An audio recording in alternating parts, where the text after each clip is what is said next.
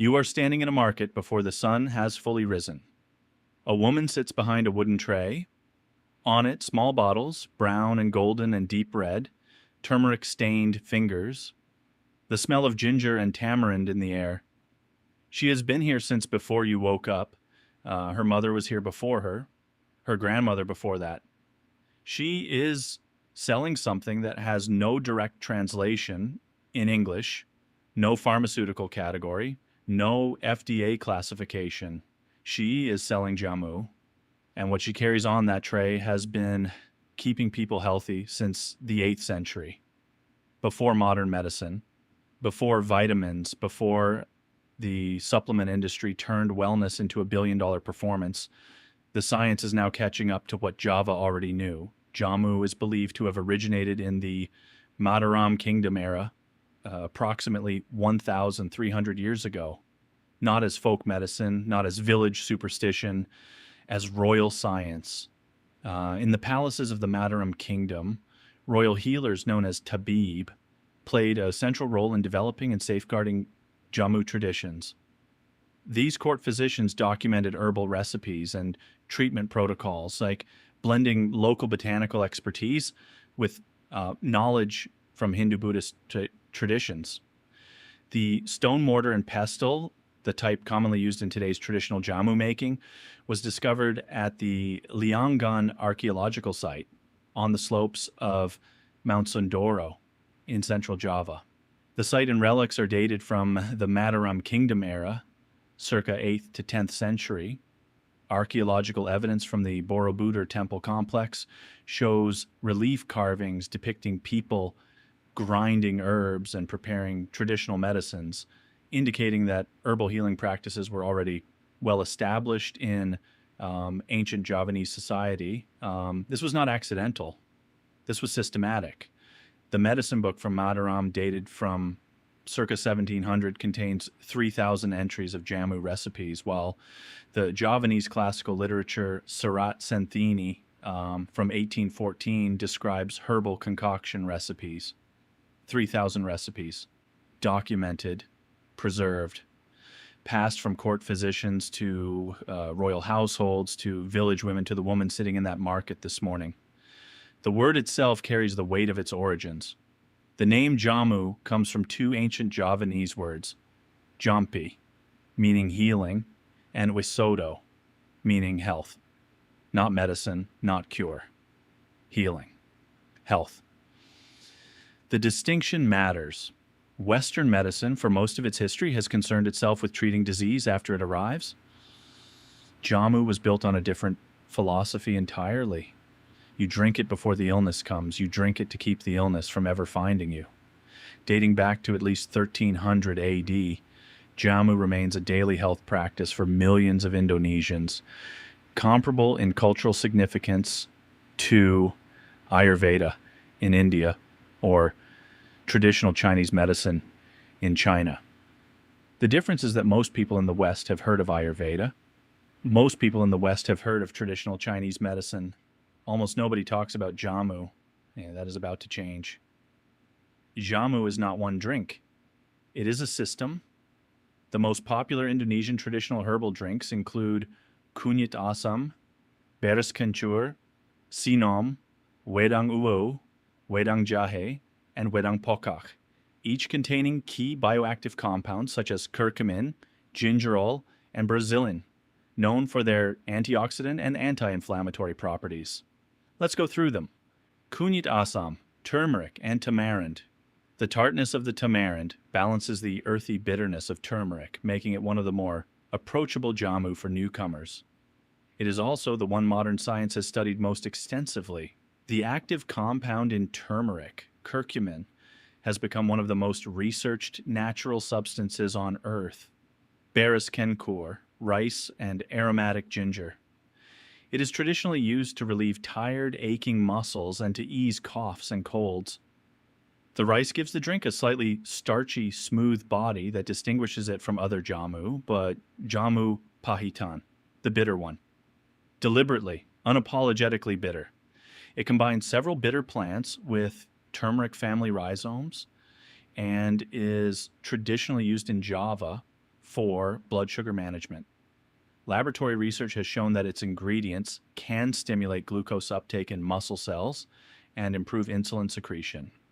The Javanese did not need a clinical trial to know this worked. They had 1,300 years of observation. Here is where the story shifts from tradition to laboratory. Curcumin, the compound that gives turmeric its golden color and that sits at the heart of Jamu, has been the subject of thousands of scientific studies in the past 3 decades.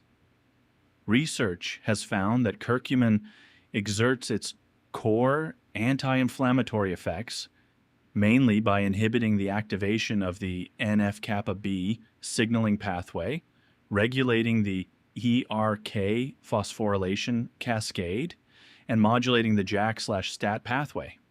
Studies have confirmed its therapeutic value in a variety of inflammation-related diseases, including neurodegenerative diseases, inflammatory bowel disease, atherosclerosis, diabetes, and tumors. In plain language, the compound Javanese healers were using in the 8th century is now being studied as a potential therapeutic tool for some of the most difficult diseases modern medicine faces. In clinical trials of turmeric extract in the treatment of knee osteoarthritis, turmeric extract inhibited inflammation and improved clinical symptoms, as well as reduced inflammatory markers and oxidative stress. Turmeric extract was more effective than placebo for knee pain. Clinical studies in humans have shown that curcumin is safe even at high doses, though it has poor bioavailability, primarily due to poor absorption and rapid metabolism and elimination. This is the one honest limitation science has found. Curcumin is powerful, but the body does not absorb it easily on its own. And here's where traditional Jamu wisdom turns out to be ahead of the research. Javanese Jamu recipes have always combined turmeric with black pepper, ginger, and fat-containing ingredients like coconut milk. Modern pharmacology has confirmed that piperine, the active compound in black pepper, dramatically increases curcumin absorption. The Javanese were solving a bioavailability problem centuries before the word bioavailability existed. There is a figure in Javanese culture that does not exist anywhere else in the world quite the same way. The Jamu Gendong. A woman, almost always a woman, who carries Jamu on her back in a woven basket or wooden tray, who walks her route through the neighborhood, calling out softly, stopping at doorways. She is not a merchant in the ordinary sense. She is a health practitioner. She knows her customers. She knows which formula each household needs. She adjusts her recipes to the season, to the person, to the complaint. Jamu is traditional herbal medicine and a healthy drink considered by some Indonesians to be a primary element in their lives. The Jamu Gendong is the living distribution system of a 1,300-year-old healthcare tradition. No prescription required, no appointment, no waiting room, just a knock at the door and a bottle of something golden. When the Dutch arrived in Java, they brought with them the full confidence of European medicine. They looked at the Jamu Gendong and saw superstition. Village women selling colored water, an obstacle to proper health care. They were wrong. Jamu has been practiced for many centuries in the Indonesian community to maintain good health and to treat diseases. Although modern conventional medicine has become increasingly important in Indonesia, Jamu is still very popular in rural as well as in urban areas. It survived colonial dismissal. It survived modernization. It survived the arrival of pharmaceutical companies, supplement brands, and wellness influencers who repackaged its ingredients under different names and sold them back to the world at 100 times the price. Turmeric latte, ginger shot, anti-inflammatory tonic. Walk into any health food store in London or New York or Tokyo. Read the labels. What you are holding is Jamu, just without the 1,300 years of context. Jamu survived because it worked, not because of marketing, not because of a wellness trend, because generation after generation of Javanese people drank it and felt the difference. The long history of Jamu for health comes from the growing perception and belief based on empirical experiences. The belief is generated hereditarily from mouth to mouth, and some are written in ancient manuscripts, such as Surat Centini, empirical. That word matters. Before randomized controlled trials, before double-blind studies, before peer review, there was observation. A mother watching what made her family well, a court physician recording what worked and what did not, a Jamu Gendong who knew from 20 years of daily rounds which formula a particular family needed in the rainy season. That is not superstition. That is data collected across centuries. Modern science is now confirming what that data pointed to all along. Curcumin has demonstrated high tolerability, safety, and efficacy in multiple studies, including randomized controlled trials involving healthy individuals as well as patients with a variety of inflammatory, degenerative, and other illnesses. Collectively, these studies have demonstrated anti-inflammatory, hepatoprotective, anti-fibrotic, immunomodulatory, and anti-carcinogenic activities. No significant toxicity has been reported following either acute or chronic administration at standard doses. The woman in the market has known this for 40 years. The laboratory confirmed it last decade. In 2023, UNESCO added Jamu to its list of intangible cultural heritage of humanity, not as a curiosity, as a living tradition worthy of global protection. The global wellness industry has already arrived at the same ingredients through a different door. Turmeric supplements, ginger extracts, tamarind tonics. The market for these products is now worth billions of dollars annually. Most of the people buying them do not know they are buying a fragment of something Java built into a complete system over 1,300 years. A system that understood anti-inflammation before the word inflammation was medicalized.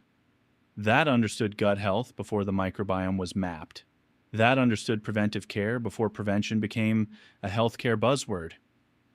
The sun is fully up now. The woman in the market is packing her tray. She will be back tomorrow morning. Same bottles, same golden color, same smell of ginger and tamarind and turmeric that has been in Javanese mornings since the Mataram kings were still building Borobudur. The world spent 1,000 years ignoring what she carried. Now the laboratories are spending millions trying to understand it. She already knew. She always knew. Djampi, Oesodo, healing, health.